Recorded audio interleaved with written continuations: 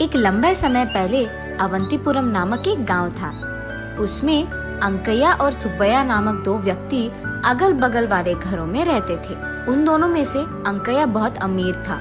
वो फसल का व्यापार और मिठाई का व्यापार करता था। सुब्बैया हर रोज के वेतन का काम करता था। अंकैया के घर के ठीक बगल में एक छोटी घर में रहता था। अंकैया को उसके अमीर घर के बगल में सुब्बैया एक गरीब घर में रहना पसंद नहीं आता था। उसको ऐसा एहसास होता था कि उसके वजह से उसकी घर की सुंदरता घट रही है। वो हमेशा यही सोचता था कि मौका मिलने पर वो सुब्बैया का घर हासिल करके उसे वहाँ से भेज देगा। अंकैया सुब्बैया पे गुस्सा के कारण हमेशा उससे कोई ना कोई विषय पर जबान लड़ाता था, लेकिन सुब्बैया हमेशा अंकैया की इज्जत करता था। एक दिन अंकैया उसके मिठाई के दुकान में उसका व्यापार करते रहता है। वहीं से गुजर रहा सुब्बैया अंकैया को उसके दुकान में देखकर उसके पास जाता है। अंकैया साहब, कैसे हो आप? ये देख अंकैया एक अजीब सा चेहरा बनाकर सुब्बैया को देख, ठीक ही चल रहा है, ऐसे कहकर वापस उसके काम पे लग जाता है।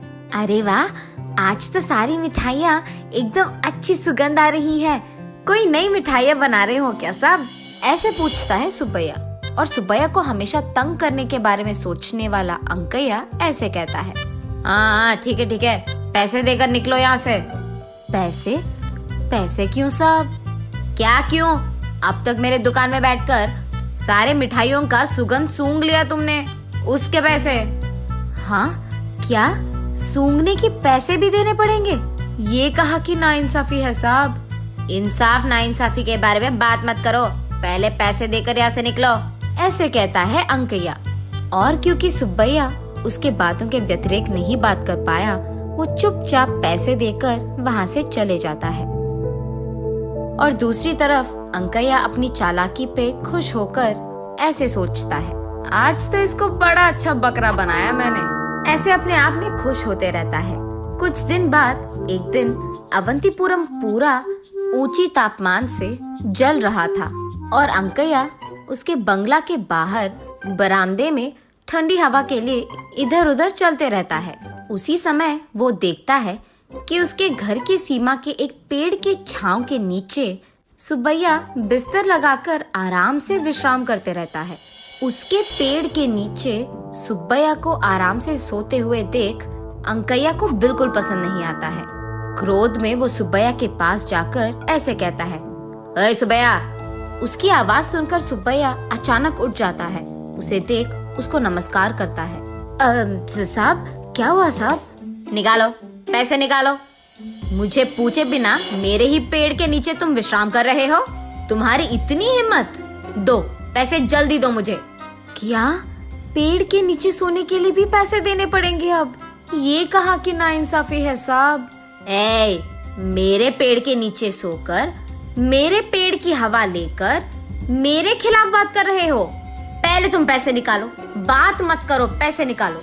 और क्योंकि सुब्बैया उनके व्यतिरेक बात नहीं कर पाया, उन्हें कुछ कह नहीं पाया, वो चुपचाप उसके पास बचे कुछ पैसे देकर, इसे तो मैं भगा कर ही रखूंगा, ये फैसला करके अंकैया वहाँ से चले जाता है। एक दिन अंकैया अपने फसल की दुकान में काम करते रहता है। वहाँ एक कौवा आकर उसके फसल को खाने लगती है। उस कौवे को देख अंकैया उसे वहाँ से भगा देता है। वो कौवा वहाँ से उड़ते उड़ते दुकान के बगल में मौजूद पेड़ पे उसके घोंसले के अंदर चले जाता है। इतने में सुब्बैया अपने पैसों के लिए अंकैया के दुकान को जाता है।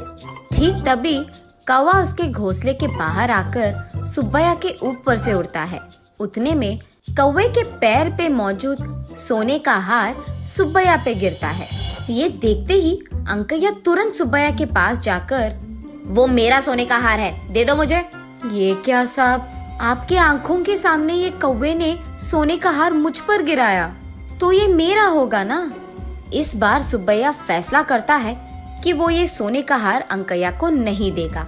वो कौवा अभी अभी मेरे दुकान में फसल खा के गया है, इसीलिए वो मेरा है।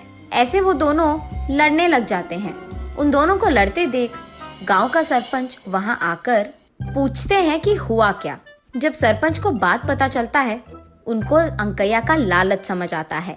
इंसाफ तो यही है कि ये हार सुब्बैया को मिलना चाहिए। ऐसे कैसे होगा?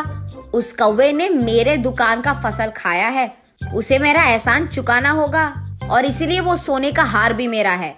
अच्छा, वो फसल किसका है? वो मेरा है साहब। कल ही मैंने वो सब अंकैया को बेच दिया है। उन्होंने तो अब तक उसके पैसे भी नहीं दिए। और क्या, क्योंकि उस कौवे ने सुब्बैया के दिए हुए फसल खाए हैं, वो हार भी सुब्बैया को ही मिलेगा। ऐसे नहीं चलेगा, वो सारा फसल मेरे दुकान में था, इसलिए वो मेरे ही होंगे। तब सरपंच सोचता है कि अंकैया को सबक सिखाना पड़ेगा। ठीक है, वो हार तुम्हें ही मिलेगा, लेकिन उससे पहले सुब्बैया को जो पैसे तुम्हें लौटाने थे वो दे दो। ये सुनकर अंकैया अंदर ही अंदर बहुत खुश हो जाता है। इतना ही है ना, अभी दे दूंगा। वो सुब्बैया को उसके पैसे दे देता है और क्योंकि सरपंच के बातों को वो ठुकरा नहीं पाया, सुब्बैया वो पैसे लेकर अंकैया को वो हार देने ही वाला था कि सरपंच कहता है, रुको सुब्बैया रुको। ऐसे कहकर अंकैया से, हाँ अंकैया, आधे पैसे दे रहे हो, पूरा तो दे दो। अरे मैंने देखकर ही दिया सरपंच साहब, उसके फसल के इतने ही पैसे हैं। ऐसा कैसे होगा? उसके पैसे दिए बिना उसके फसल को एक पूरा दिन तुमने अपने दुकान में रखा है, अब उसका किराया भी तो देना पड़ेगा। ऐसे कहता है सरपंच। सरपंच की बातें सुनकर वो ऐसे सोचता है, ठीक है, अब सोने का हार तो मेरा ही होगा ना। ठीक है, मैं बाकी पैसे भी लौटा दूंगा। फसल के सारे पैसे फिर से चुकाता है अंकैया। यहाँ सुब्बैया खुश होता है कि सरपंच ने उसका इंसाफ किया है और वो सोने का हार वो अंकैया को देने ही वाला था कि सरपंच फिर से, रुको सुब्बैया रुको। अंकैया की ओर देखते हुए, अंकैया, सुब्बैया के फसल यहाँ रहने के कारण ही ना वो कौवा यहाँ आकर फसल खाया और इसी तरफ जाते जाते उसने उस हार को सुब्बैया पे गिरा दिया, इसीलिए इसके कारण तुम्हें और कुछ पैसे सुब्बैया को देना होगा। अब तक मैंने उसको ऑलरेडी दुगने पैसे दिए हैं, ये तो बहुत नाइंसाफ है। अच्छा, अगर एक कौवा तुम्हारे दुकान में फसल खाने के कारण वो हार तुम्हारे हासिल होना इंसाफ ही है, तो ये भी इंसाफ है। एक सोने के हार के सामने ये सारी तो छोटी चीजें हैं। ये सोचकर अंकैया कहता है, थोड़ा और पैसे सुब्बैया को देता है। खुशी से वो सारा पैसे लेकर सुब्बैया सरपंच की शुक्रिया अदा करके वो सोने का हार अंकैया को देकर दोनों अपने अपने रास्ते चले जाते हैं। अगले दिन सुबह पुलिस अंकैया के दुकान आकर, तुमको जो सोने का हार कल मिला है वो हमारे गांव के जमींदार की बीवी का है, इसलिए उसे हमें वापस कर दो, ऐसे पूछते हैं। ये सुनकर अंकैया कहता है, जाओ साहब, वो मेरा हार है, वो मैं बहुत पैसे देकर खरीदा हूँ, ऐसे कहता है। तब पुलिस, हमारे पास इसके सबूत है, आपका ऐसे झूठ कहना बहुत नाइंसाफ है। ये कहकर अंकैया को बेड़ियां लगाकर वहां से पुलिस स्टेशन ले जाते हैं। तो इस कहानी का नैतिक क्या है? अंकैया के लालच के कारण उसके पैसे भी गए और हार भी, उसका इज्जत भी गया। जेल जाकर उसे जेल में रहना पड़ गया। आशा एक आदमी को जितना ऊपर लेता है, लालच उतना ही उसे नीचे गिराता है।